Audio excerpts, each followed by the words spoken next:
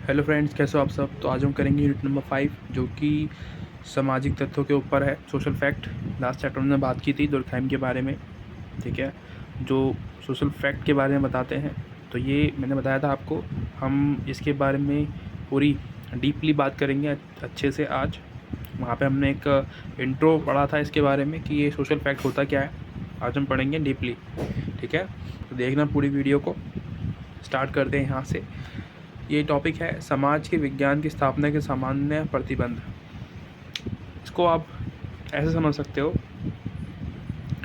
कि जो साइंस है, ये साइंस के बारे में बता रहा है आपको कि जो साइंस है वो आज बहुत आगे है, ठीक है, बहुत आगे है। पर फिर भी साइंस इतनी भी आगे नहीं है कि वो किसी मनुष्य के अंदर जो सवाल चल रहे हैं उनको बता पाए, उनको सॉल्व कर पाए, ठीक है।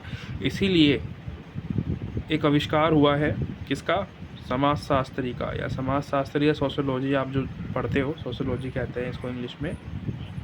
इसका जो सब्जेक्ट है इसका आविष्कार हुआ है। भले ही विज्ञान यानी कि साइंस बहुत पुरानी है, हम अपनी हिस्ट्री की बुक्स में पढ़ते हैं, उससे पहले रामायण में पढ़ते हैं कि भाई जो मतलब होते थे ना ये यानी कि ऋषि मुनि होते थे, इनको पता होता था कि कैसे जो बच्चों को ठीक करना है अगर कोई बीमारी हो गई है तो। वैद बोलते हैं बेसिकली इनको, ऋषि मुनि नहीं, वैद बोलते हैं, ठीक है। यानी कि जो वैद होते थे वो बच्चों को मतलब कि जो बीमारियां होती थी उनको ठीक करने के लिए उनके पास दवाइयाँ होती थी पहले से ही कि इस इलाज के लिए ये दवाइयाँ हैं। तो मतलब उनको अपनी बॉडी के बारे में पता था कि हमारी बॉडी में क्या अंग है, किसने मतलब क्या क्या अंग क्या क्या काम करते हैं, जो ऑर्गन्स हैं बॉडी के वो क्या काम करते हैं उनके बारे में। लेकिन फिर भी उन्होंने इस बात पर ध्यान नहीं दिया कि मनुष्य के अंदर जो सवाल चलते हैं, क्वेश्चन आंसर चलते हैं, उनको कैसे सॉल्व किया जाए, या उसके अंदर क्या चल रहा है, उसके मन में क्या चल रहा है, उसको ठीक करने का क्या तरीका है ना। कोई मशीन नहीं बना पाए हैं वो लोग अभी तक इसके लिए, ठीक है। तो दुर्कheim इसलिए इसको इंट्रोड्यूस कर रहे हैं यहाँ पे बेसिकली समाजशास्त्र को, ठीक है। समाजशास्त्र को यहाँ पे दुर्कheim ने इंट्रोड्यूस करने का काम किया है। दूसरे नंबर पे आप एक चार्ट देखते हो, यहाँ पे नीचे देखो दर्शन शास्त्र है, यहाँ पे एक तो लिखा हुआ प्राकृतिक विज्ञान, एक लिखा है सामाजिक विज्ञान। तो दुर्कheim बोल रहे हैं कि जो दर्शन शास्त्र है एक बहुत बड़ा कमरा है, ठीक है। एग्जाम्पल बता रहा हूँ मैं आपको कि एक बहुत बड़ा कमरा है दर्शन शास्त्र, इसके अंदर सभी तरीके के जो तत्व हैं, जो थिंकिंग है वो आती है व्यक्ति के अंदर। अब सभी तरीके की, मतलब हम साइंस की बात करें, पॉलिटिकल की बात करें, ठीक है, टेक्नोलॉजी की बात करें, हर तरीके की इसके अंदर आ जाती हैं। अब हमने बात की दो तरीके से, यहाँ पे हमें देखना दो तरीके से चीज़ों को, पहला है साइंस और दूसरा है समाजशास्त्र। तो जो साइंस है वो चीज़ों को कैसे अध्ययन करती है, यानी कि साइंस जो साइंटिस्ट होते हैं वो कैसे अध्ययन करते हैं किसी चीज़ को, लैब में बैठ के, ठीक है, और उनको एक वस्तु चाहिए जिस पे उनको अध्ययन करना है, उनके पास रखी होनी चाहिए वो, बस, ठीक है। पर समाजशास्त्री जो है उसी तरीके से, समाजशास्त्री का काम अलग है। समाजशास्त्री फील्ड में उतरेगा, ठीक है, फील्ड में उतर के, ठीक है, नॉर्मली लोगों के पास जाके उनसे बातचीत करके उनके मन के अंदर क्या चल रहा है इसको जानने की कोशिश करेगा, ठीक है। तो ये याद रखना, अगर पूछ लेता है तो ठीक है, नहीं तो कोई बात नहीं है। वैसे ये इतना इम्पोर्टेंट नहीं है मेरी मानो तो। यहाँ पे कुछ उन्होंने जो है प्रतिबंध बताए हैं, स्थापना के सामान्य प्रतिबंधों को स्थापित किया जो समाजशास्त्र पर लागू होते हैं। आइए इन पर दृष्टि डालें।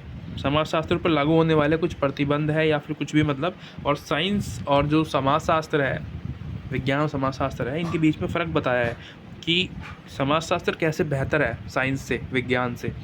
सबसे पहले जो दिमाग में जो हमारे सवाल चलते हैं इसको विज्ञान समझ नहीं सकता, ठीक है, उसके पास कोई मशीन नहीं है। दूसरी चीज़, वैज्ञानिक खोज या छानबीन के लिए एक निश्चित क्षेत्र होना आवश्यक है ना। अगर हम साइंस की बात करता हूँ, मैंने बताया था आपको कि एक लैब चाहिए उनको छानबीन करने के लिए, है ना, जिसके अंदर वो बैठ के काम कर सके। उनको बैठ के काम करना पड़ता है, उनको फील्ड में घूम के काम करना नहीं आता।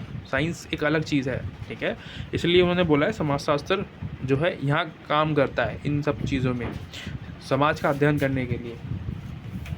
अलग विज्ञान, एक विज्ञान, नेक्स्ट टॉपिक थर्ड वाला, विज्ञान व्यक्तियों का वर्णन नहीं करता, ठीक है। ये कह रहा है जो साइंस है ये व्यक्तियों का वर्णन नहीं कर सकते, हम करते हैं, समाजशास्त्री करते हैं व्यक्तियों का वर्णन कि उनके अंदर क्या है, साइकोलॉजी क्या है उनकी, ठीक है।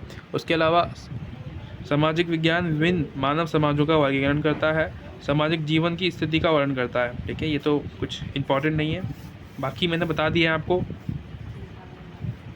कि जो सामाजिक विज्ञान है वो मानव समाजों का वर्णन करता है, ठीक है। यानी कि मानव समाज में किस किस तरीके के लोग रहते हैं, उनकी क्या विचार हैं, जैसे विचारधाराएँ हैं, अलग अलग समाज के अंदर जो विचारधाराएँ मिलती हैं आपको वो भी अलग अलग मिलती है, ठीक है। तो ये ध्यान रखने की चीज़ें हैं, समाजशास्त्र के अंदर आपको मिलती है देखने को।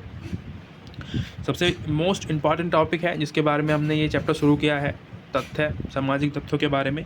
तो मतलब जान लो, आप मुतावले हो रहे होंगे कि ये होता क्या है सामाजिक तथ्य। देखो, सामाजिक तथ्य एक तरीके से आप कह सकते हो कि दुर्खाइम कह रहे हैं सामाजिक तथ्यों के बारे में कि ये इससे हम ना समाज का अध्ययन कर सकते हैं सामाजिक तथ्यों से। क्या बोला है उन्होंने, सामाजिक तथ्य होते क्या है, यानी कि सोच, कार्य, ठीक है, अनुभव यानी कि एक्सपीरियंस, तरीके, जो भी समाज के अंदर लोग होते हैं वो सभी ये चीज़ों का यूज़ करते हैं, इस्तेमाल करते हैं, यानी कि उनका एक्सपीरियंस होता है, ठीक है, और उनका अनुभव होता है, उनके कार्य होते हैं, ठीक है, उसमें जो तौर तरीके होते हैं, नियम कानून होते हैं, वो समाज तथ्य के अंदर आते हैं। यानी कि कार्ल मार्क्स कह रहे हैं कि जो सामाजिक तथ्य हैं ये समाज के द्वारा बनाए जाते हैं, ठीक है। और आप व्यक्ति हो, आपके घर में जो लोग होते हैं, रहते हैं, बड़े होंगे आपसे, आप जन्मे हो, ठीक है, तो जो कुछ तथ्य होंगे, जो कार्य करने की जो नियम कानून होंगे आपके घर में, वो पहले से ही होंगे, ठीक है, आपके आने से पहले ही। फिर आप जो है उस चीज़ों में अपने आप को ढाल लोगे, ठीक है। फिर आपके बच्चे होंगे, फिर वो भी उसी के अंदर पैदा होंगे। तो ये कह रहे हैं कि सामाजिक तथ्य व्यक्ति के पहले भी होंगे, उसके बाद भी होंगे। अगर व्यक्ति चला भी जाए ना तो भी वो ख़त्म नहीं होंगे, समाज तो रहेगा, ठीक है। समाज जब तक रहेगा ये तथ्य, जो सोशल फैक्ट्स हैं, ये रहेंगे समाज के अंदर। तो ये इस तरीके से इसको डिफ़ाइन करते हैं।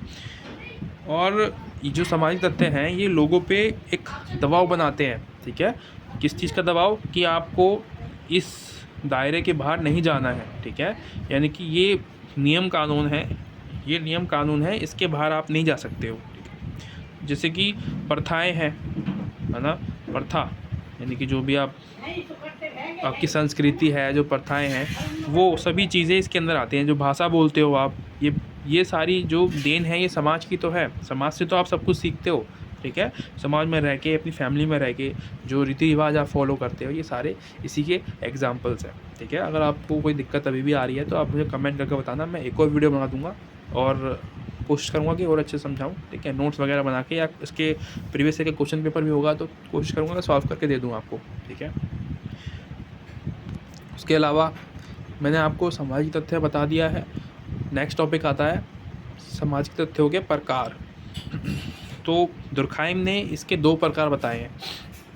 पहला तो है सामान्य, ठीक है, नॉर्मल क्या कह लो इसको हिंदी में, इंग्लिश में।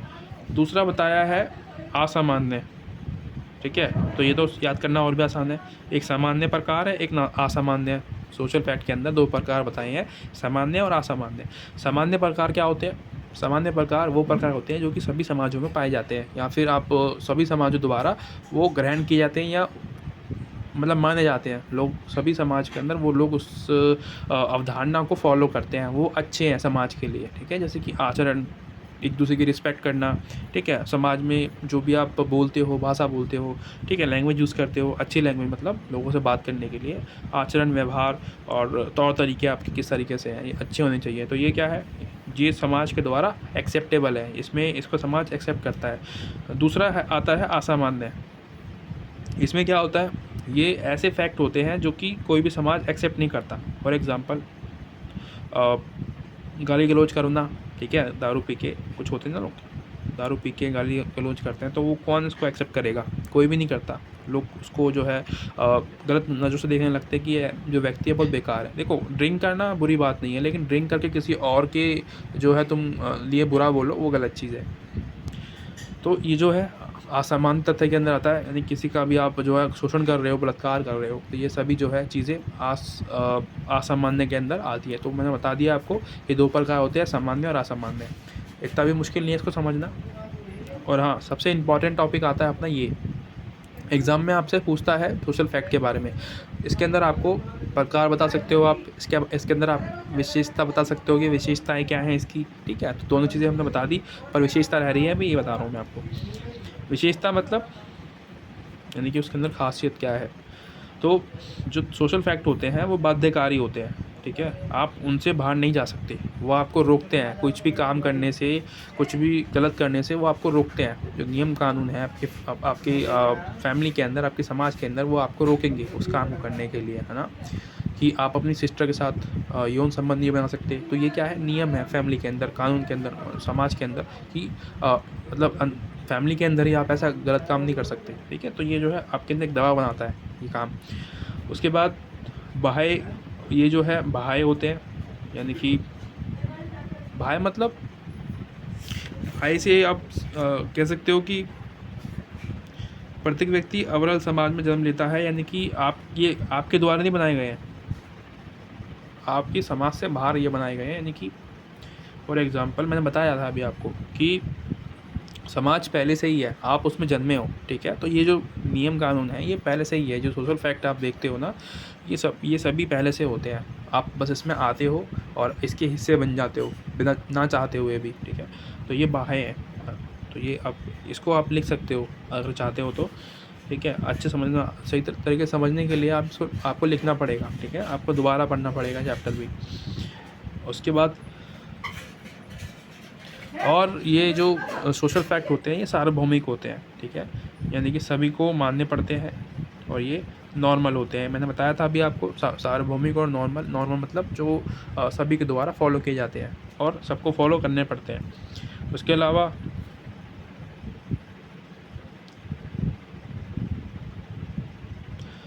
ये पीढ़ी दर पीढ़ी चलते रहते हैं, यानी कि आज आप हो, ठीक है?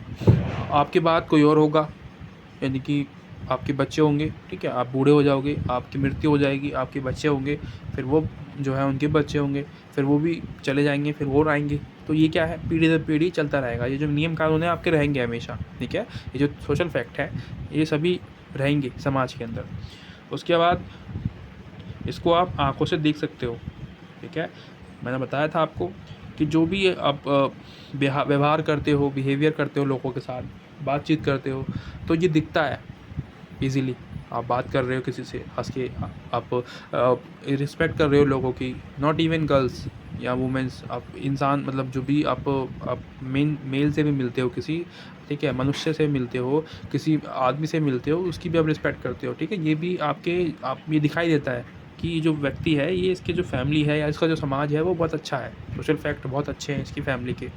तो ये जो है इसके अंदर आता है, इसकी विशेषताएँ हैं लगभग, मतलब 5-6 विशेषता होंगी। आपने जो अब जब पढ़ोगे ना तो आपको मिल जाएगा इसके अंदर। ये दोनों मैंने आपको पढ़ा दिए हैं, बाह्य और बाध्यकारी, ठीक है?